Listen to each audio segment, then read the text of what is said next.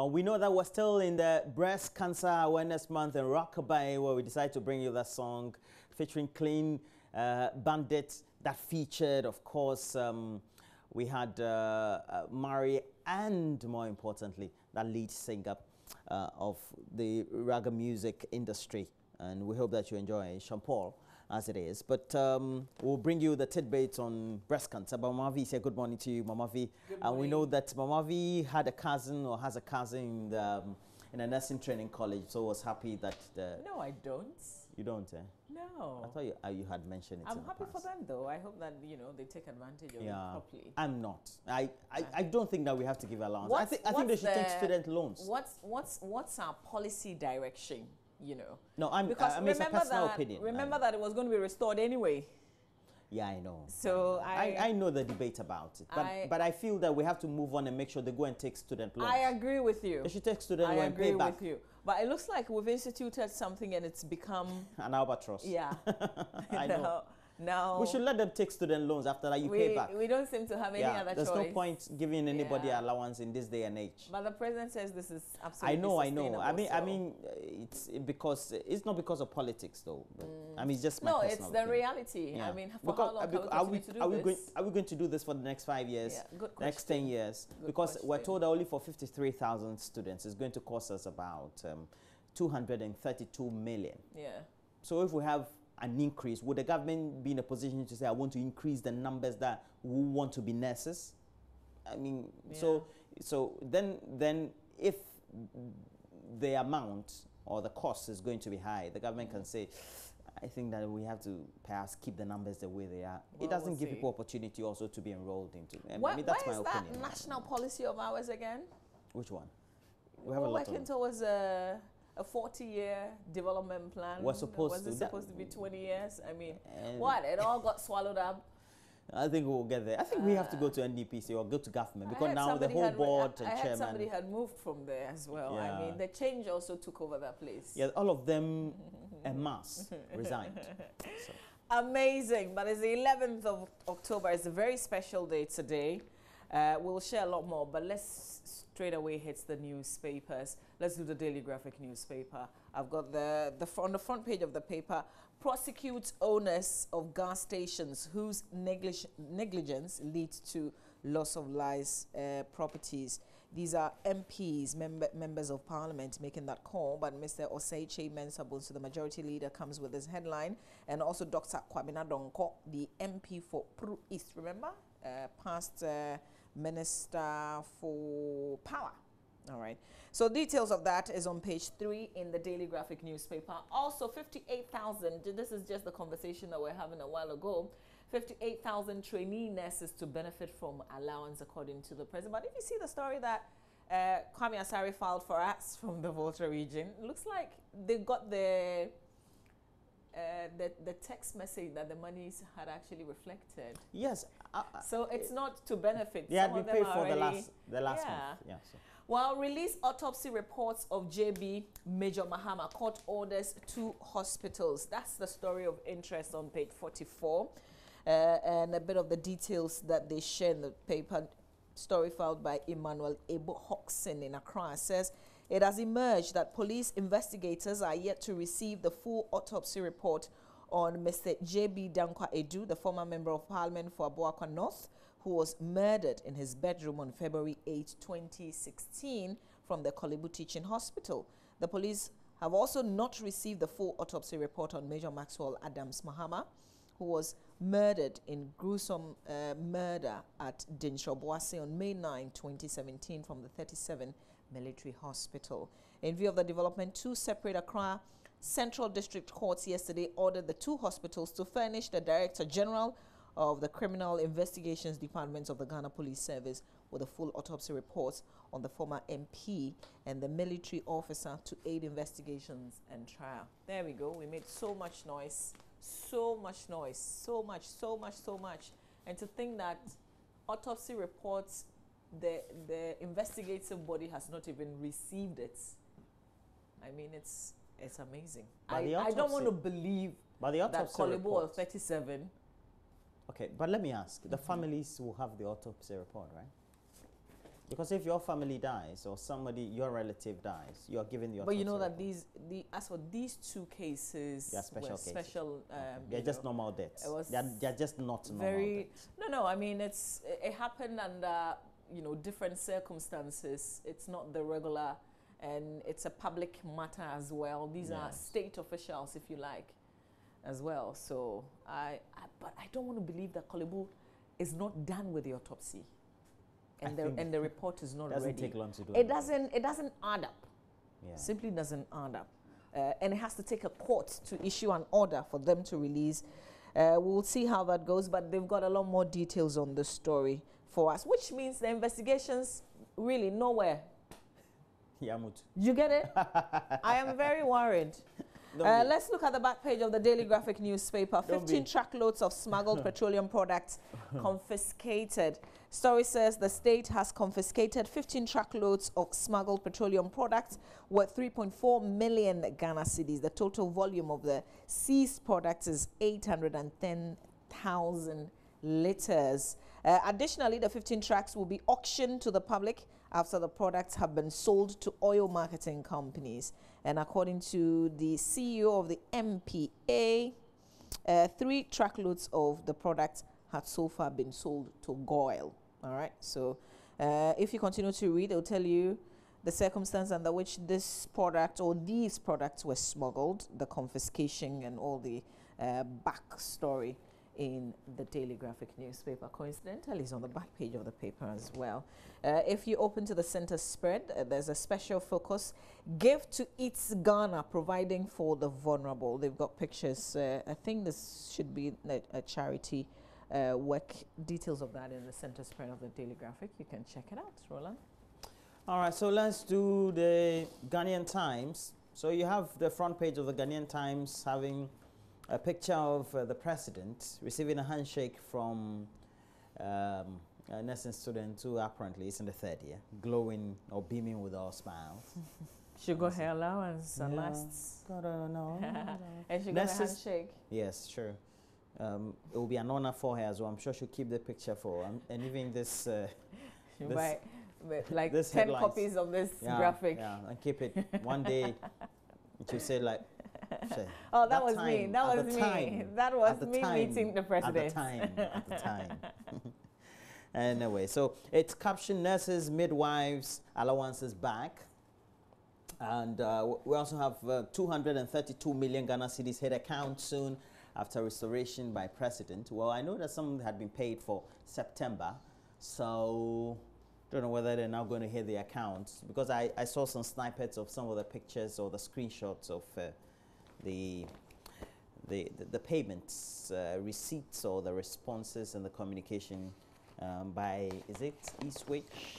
Gibbs and Eastwich. Okay. Other stories we have on the front page. It says 2 judges fume over Captain Mahama JB Dankwa autopsy reports, and we know that JB Dankwa died in February 2015,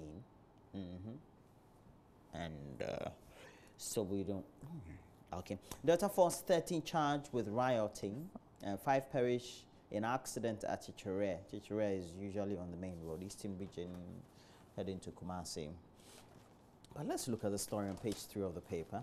It says that the 13 suspects of the Delta Force, a vigilante group of the New Patriotic Party who were facing trial for allegedly assaulting a public officer, appeared before a circuit court here on Tuesday with a new charge of rioting after several adjournments. And this followed the withdrawal of the earlier charges by the Attorney General's Department. All right, so if you want to get a grip of what the content of the stories are, grab the Ghanaian Times. On the back page, we have Ghana to hold discussions on sustainable development goals. It used to be Millennial Development Goals. It was supposed to have been met in 2015. We couldn't meet many of them. So now we're back, according to the UN standards, to Sustainable Development Goals. We'll see how we're able to do with that as well. Fight against army worm is not over, Greek Minister. Gogomi, it's me my press conferences. In your small, Gogomi. Dr. Owusu Efriyakuto. The war against the fall well, they are called there's a wall against it? War pa. they are called the 4 army worms. And for us to defeat them as humans, we have to wage a war on the tiny insects. Is that from the minister, what you're saying? No, that's from our mind. The story is on the back page. Please go and read it. Okay. Let's do the Finder newspaper, front page of the Finder this day. 244, this is absolutely worrying. You want to pay attention to the details. 244.32 million Ghana cedis fraud hits banks, others. From 1,001 fraud incident reported by banks in 2016, public also filed additional 1,529 complaints. Also on the front page, calls for Tampoli's dismissal misplaced. Probe alleged Ghanaian ISIS recruits in Libya, according to the minority. Is it or not? Sipton Communications receives global recognition. 58,000 nursing trainees to receive 23.2 million Ghana cedis allowance per term. But let's start off with page 2 on this fraud issue. It's actually contained in the 2016 Annual Payment Systems Oversight Report that was published by the Bank of Ghana. It says a total monetary value involved in all reported fraud cases by financial institutions, both successful and attempted for the year 2016, amounted to approximately 244.32 million Ghana cedis. These cases were received from universal banks, non-bank financial institutions, and rural and community banks. All right, so you want to find out exactly what constituted this fraud.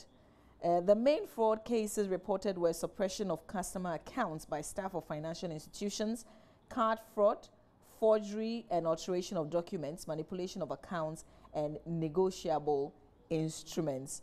It will go on to tell you that 50% of complaints about non-payments of customers' investments upon maturity. That was also one of the things that came forward. So the reports also revealed that complaints against financial institutions, particularly the non-bank financial institutions and microfinance companies, which failed to pay customers' investment upon maturity, accounted for more than 50% of the complaint received by the Bank of Ghana in 2016. And then 20 complaints were received from customers of rural and community banks. What about 140 complaints against universal banks? And according to the reports, the remaining 140 cases were reports from customers of universal banks and other financial institutions. And there's still a lot more to the story. I'll leave the rest for you to dig in. Also, Netu TV cameraman laid to rest. Mohammed Yakubu Ashley of Netu Television. And we know that he died in that blast as he was trying to film tragically. He was laid to rest yesterday. May he really find rest, and our sympathies still with the families. So there are a lot more stories in the Finder newspaper. You can grab it and look at all of the stories, Roland. All right, so we have to look at my favorite newspaper, the Daily Guide. It has on the front page, Nana pays 58,000 nurses allowance. Nana pays. Nana pays. I kind of like that. You know, I love the Daily Guide. You know, they have a way, Nana you know, tabloids. Nana pays. Nanetia. 58,000 nurses allowances, or allowance, and then 232 million Ghana cedis hit accounts. And then we have I'm Not Dead. MP cries out, and we're talking about Banyon, Tongodan Banyon, and 2 journalists buried. May he so rest in peace. And 5 killed in auto crash. But Charlie. But let's go to the center spread. I always love the Daily Guide on that. They have a leaflet they call the News One leaflet. So you go to the center spread. It said, "Mourning during sex is a crime." Maurice Sample. Hey, if you're having say, noise now. Roland, read what you see. Let's go. Okay, so we have the Ghanaian legal practitioner, Dr. Maurice Sampa, calling for the legal system to consider incessant loud moaning during sex as a crime. That's it. And perpetrators be you can grab the paper and read the rest. Review of newspapers. Is what's on the front page. Oh, this is not. The center spread, you just run through it. Okay, let's run through the next one. Nadia Buhari bounces back. Now I'm just running through. Nelly's. That's it, really. Okay. All right, let's go online. Let's go online. It's midweek. We've got AM Business coming up before AM Talk this morning. We want to quickly do online, and there are some stories we want to share with you on the international front. One is Kenya, because we know that there's new information on Kenya, and their earlier elections cancelled by the it was a court's decision. It was supposed to have a rerun. At least it's still supposed to be until the Electoral Commission comes back to say otherwise. But this is a key contender, Raila Odinga. Yesterday he announced that he's out of that race. So that's the man, Roland, Raila Odinga, saying that he's out of that race. But I want to ask on a the question. 27th of October. I want to ask it, but if he knew that he'll come to this point, because you see, if you're the leader of the largest opposition group, it means that you have mass support. He could have plunged the country into serious conflict. You think he's not aware of what he's doing? Well, but or maybe he's up to something. No, he's asked for. You know what he's asked for? He's asked for some of the things to change. For instance, there are people who run the elections, say Electoral Commission. He wants some of them to leave because they contributed, to the irregularities back in August. But some of the requests that he's making are things that he also forwarded to the courts, and the courts didn't grant. You understand? So once a court has made a decision, and this date has been gazetted, so it means that we are not sure, but I'm sure that by close of day today, there will be news from the Electoral Commission whether or not they're going to go ahead. But don't forget, Uhuru Kenyatta was on a rally platform yesterday, and he did announce you can go ahead and quit if you want to, Raila Odinga. But as for the elections, it will come off because, it's the sovereignty of the people. It's not about you, really. So we'll see how that goes. I know. Let's see. Yeah. Another thing we want to do, Roland, is very close to you. Two things: International Day of the Girl Child, and then also child and teen obesity, Roland. Yeah. There's something always on my heart. When I see many of our children now very much obese, my difficulty is not that in my childhood I didn't have obese friends, but they had chance to play, etc. Now the football they play is the one on the phone or using PS4 and etc. It's a huge problem. Let's quickly get a bit of details of what's been put on the BBC. Child and teenage obesity levels have risen tenfold in the last 4 decades, meaning 124 million boys and girls around the globe are too fat, according to new research. And the analysis in the Lancet is the largest of its kind and looks at obesity trends in over 200 including Ghana, by the way. Countries, exactly. Africa is definitely represented in this, but in the UK, 1 in every 10 young people aged 5 to 19 is obese. And we would share a lot more in terms of and also says that obese children are more likely to become obese adults, putting them at risk of serious health problems. It's true. Quickly, before we run off, we want to merge that with International Day of the Girl Child. So since that's Aisha, right? Is it Aisha who? Aisha who?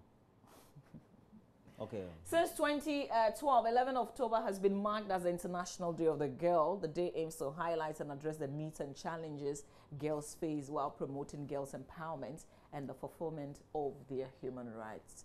Empower girls before, during, and after crisis. That's the theme we're working with this year. We'll bring you more conversations on these. But there's more news, more headlines when you log on to our online page, which is myjoyonline.com. We've got AM Business coming up, but first, we want to do sports. Benedict is on standby. Was Argentina going to qualify or not? And see, when you have the best player, I mean, it takes just one person to make a difference. And then he comes through with a hat-trick. Yes, man. We're talking Messi, and we're talking Argentina through. Is Ghana through, by the way? And what? No, not true. we need one person to come through for us. That's all. And it hasn't worked.